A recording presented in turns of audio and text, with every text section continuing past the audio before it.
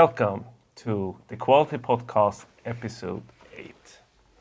With me, Ashkan, and my partner in crime, Jonas. Yes. So today we have made a big difference. We speak English. Yeah. Awkward? Yeah, maybe. We have spoken English for the last 30 minutes to just come into the right mojo. But the reason why we have now changed language to English, first of all, it's our corporate language for shifters. Secondly, we actually had a request from one of our global customers that said that we are releasing our podcast in Swedish, but they wanted to listen out on our podcast and they couldn't understand anything. So this is for you guys. I hope you watch this episode. This is at least going to have a bit of fun. Yeah. So what we're going to talk today about, we are in February 2024 now. And we had a great 2023 where we got started with everything. It was a year that a lot of things happened. On a personal side, I became a father. Yeah, that's a huge deal. That's a huge deal. But we have looked at the numbers and we want to share them with you on the progress and the successful 2023 we had. So, Jonas, give us a brief overview of 2023. What happened? How many tests are shifters doing on a daily basis? Yeah, so we started off right with an idea of how we were gonna, hit the market with our product that we thought was great, and like every new business, we were wrong. So and then so we started off March. Reaching out, meeting new customers, and I think we did a good job. But when we looked at the numbers just before this podcast, this recording, we realized that those numbers were probably bigger than we thought. So from March to now, we're gone from 0 tests, automated tests, to about 12,000 a day, which I think is pretty cool. 12,000 tests per day. Exactly. From basically 0. Yeah, basically no customers as well. So. Yeah. So, and I think something that is important to highlight. When I became a dad, I was off 3 days. No, not 3 days, 3 weeks. Yeah, good to be in Sweden, eh? Yeah. So I was off for 3 weeks, and then we also had July, which basically the entire Sweden, not sleeping, but are on vacation. I joke, if the Ruski want to come and invade, come in July, then there'll be shots and yeah, I expect the parties. Military will be on. Please, welcome, come. Yeah, so we actually had a pretty short year. We didn't have the entire year. A lot of things happened. We, from a product development point of view, from acquiring new customers, get that product market fit, etc. So I think, great job on the 12,000 tests per day. How did we get there? Yeah, a lot of good work from from all of us. We did a lot of meetings, a lot of customer outreach. We spoke to a lot of people in the business to understand what their needs were and how they work with testing today, where their goals are, where their what they were afraid of in doing this transition, and also every single customer is unique, so we really had to understand them. So I think the numbers here were the important factor for us to get to where we are today. I don't know. I think we have. We have them, and I think before I reveal the numbers of number of meetings and calls we did, these numbers represent like meeting with customers and understanding their needs in test automation and how we can provide value for them, make them more productive in producing more automation. So we met with 450 plus.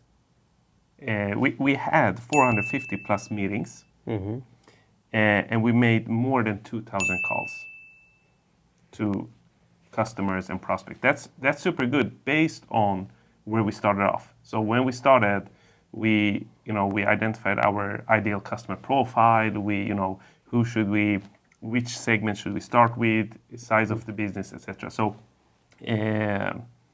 good job there. Yeah, you did most of that. So. And another big thing we did that we actually didn't, discuss before this was we did a CRM shift as well, in the middle of everything. So I think that's actually a big move as well. Yeah, maybe. So very good. But can you describe a little bit about 12? I want to go back on the 12,000 tests per day. Why are shifters able to produce this much test in a very short amount of time? It's how we fetch information, how we retrieve information from our customers, and how we transform that into a something runnable that we can run predictably. I think, and that has been a big job. Like we had a platform that we could use, like the technical part was there, but again, like running a business is not just one thing. It's a lot of pieces that needs to come together. To be frank, I think if we look back in October, I think we had about maybe 10,000 tests for the whole of October. So, I think we solved we cracked the code somewhere in October, November, and that's when it took off. Yeah, exactly. So could you just repeat, if you have it in your head, the number? So where were we in October, November, and where were we, by end of the year in those 2-3 months? What happened there? And is there any reason for that? Is that the platform that we can, exchange information very quickly?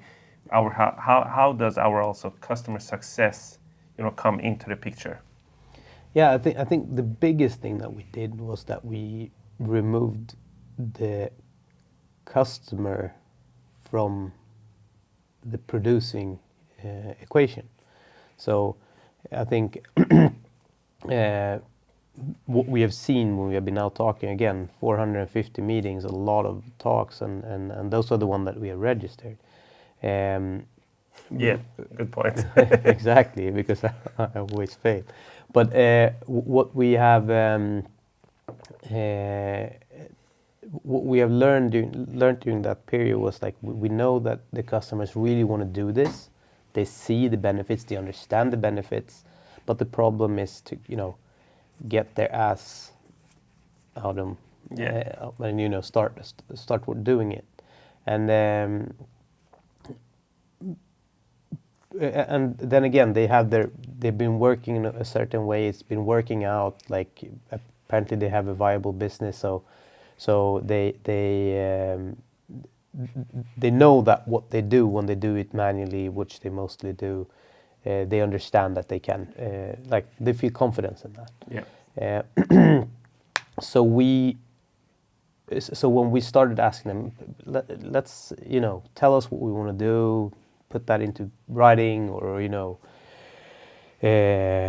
do it in a meeting, or we take 4 hours a week from your test engineer, or tester, and that's a big ask because their plate is full. Yeah. They don't have any more time than what they have. So that's why we decided to let's just remove them out of the equation. Yeah. Let's make that part. They're not completely gone because that wouldn't make any sense, but their effort is pretty much gone. Yeah. Or the extra overhead. That they need. Shifters. Yeah, exactly. So they become more they start to work more tactical, strategic on how they go about with tests. Yeah. I had one more question or thing I wanted to discuss, but it popped out of my head with the last comment. So, for 2024, any expectations? I think we're going to see a big growth in our numbers. I think both in amount of tests and in amount of customers. And I think we're probably going to start testing out new avenues of testing as well, both increasing the type of testing, but also the customer segments. Yeah. So it's going to be super interesting year. Yeah. Really looking forward to it. Me too. I think it will be the year will go by super quickly. We're already mid February, but we have promised also ourselves to not keep this podcast that long, so our listeners, get through it all. I think that was it. Anything else that? Oh yeah, this is what I wanted to do, because very often we talk more about the topic test automation. Today we have discussed shifters, the company. Yeah. So what we do for our viewers and listeners, we're gonna put a link to our website in the description. So if you want to know more, just click on there, get in contact with us. We are more than happy to set up a meeting to just discuss with you on what we do more specifically. But with that said, I think we're done with our first English podcast. It went pretty well. I don't know yet. Let's comment. Maybe it was too much Swinglish. Anyhow, but thank you so much, Jonas, for sharing these numbers. I really look forward to have the same conversation in the beginning of 2025. Thank you. Thank you. Take care, everyone. Thanks for listening. See you next month. Yeah. Bye-bye.